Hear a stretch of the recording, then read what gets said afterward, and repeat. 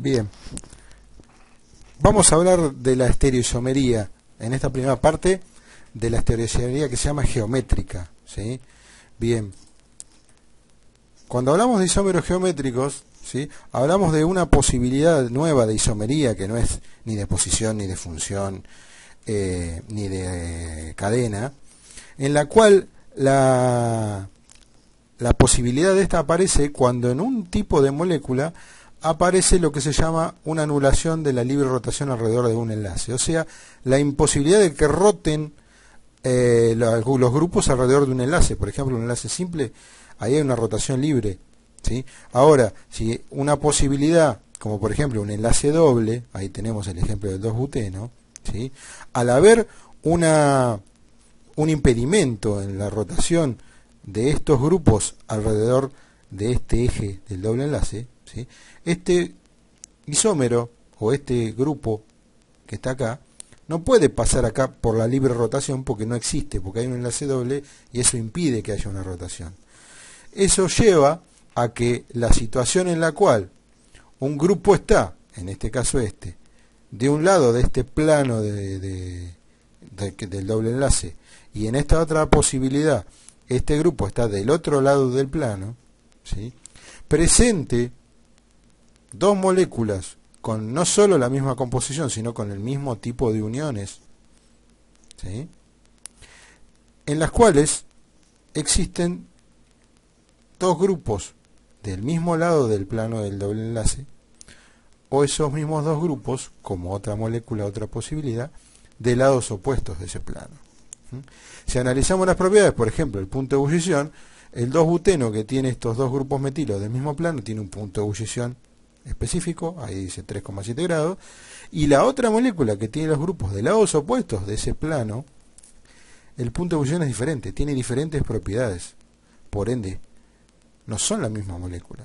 El hecho de que no pueden superponerse porque no hay una libre rotación alrededor de ese enlace, hace que tengan diferentes propiedades y que también sean isómeros. Como lo que difiere en estos isómeros no es ni la cadena, ni la posición, ni la función, sino difiere la orientación de los grupos en el espacio, estamos ante un tipo de estereoisomería. Y este tipo específico de estereoisomería se llama estereoisomería geométrica, ¿sí?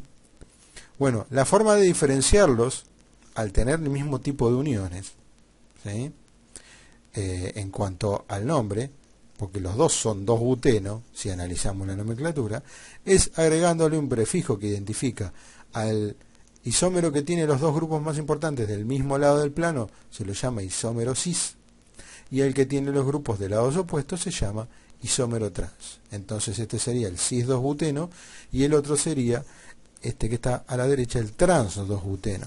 Y ya tenemos una forma de diferenciarlo a estos dos compuestos que originalmente se nos presentaban con el mismo nombre y diferentes propiedades.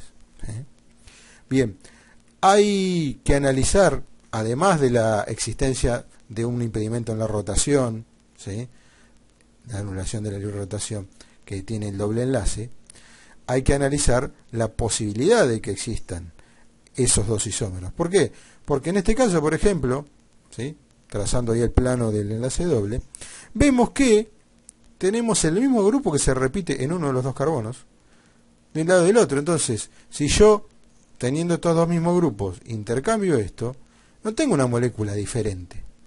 Porque por más que no pueda rotar esto es igual, es simétrico. Por lo tanto, este compuesto es superponible con este en el espacio y por lo tanto sí va a tener las mismas propiedades. No existe para el 2-metilobuteno isómero cis y isómero trans, porque se repite el mismo grupo unido a uno de los dos carbonos del doble enlace.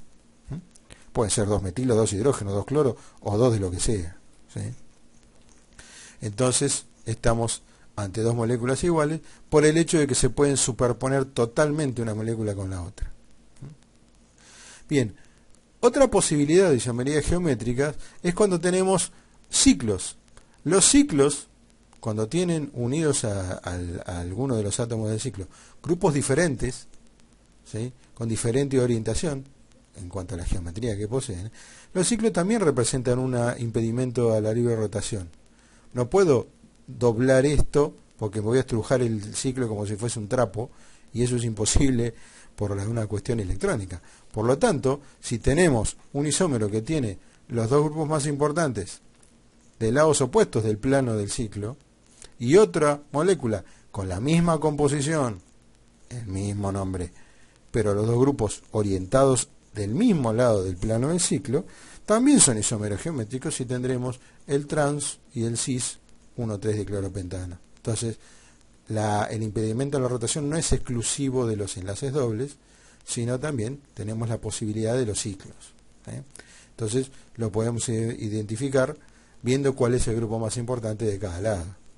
Y esto nos lleva a un nuevo problema. En este caso, ¿cuál isómero es? Cis, trans, no está tan claro como los ejemplos anteriores. Y tenemos grupos diferentes, unidos a los dos carbonos, en cada uno de los dos carbonos tiene dos grupos diferentes del doble enlace, y por lo tanto, estamos ante uno de los dos isómeros posibles. Ahora, ¿cómo hacemos para resolver este? Bueno, hay un mecanismo que se denomina regla de la secuencia, cuyos autores fueron Kahn, Ingold y Prelog, también se la conoce como regla de Kahn, Ingold y Prelog, ¿sí?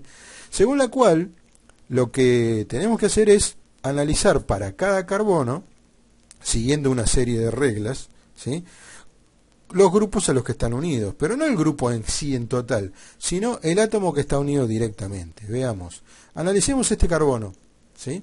Este carbono está unido a un oxígeno y a un cloro, ¿sí? Si ahí ya tenemos una diferencia, podemos desempatar usando esta regla. ¿Qué dice la regla? Que se le da prioridad al número atómico del átomo que está unido directamente al carbono. Entonces, si analizo todo, el oxígeno tiene un número atómico de 8 y el cloro tiene un número atómico de 17. Por lo tanto, de entre esos dos, el cloro es el que tiene prioridad. De estos dos grupos, según la regla de la secuencia, el grupo más importante es el cloro. Ahora tengo que ver el otro carbono para ver cuál de los grupos a los que están unidos a él va a ser el más importante. Entonces, ¿con qué me encuentro? Si yo veo el átomo que está unido directamente, es un carbono en este grupo metilo y en este grupo aldehído. Entonces, no desempato ahí.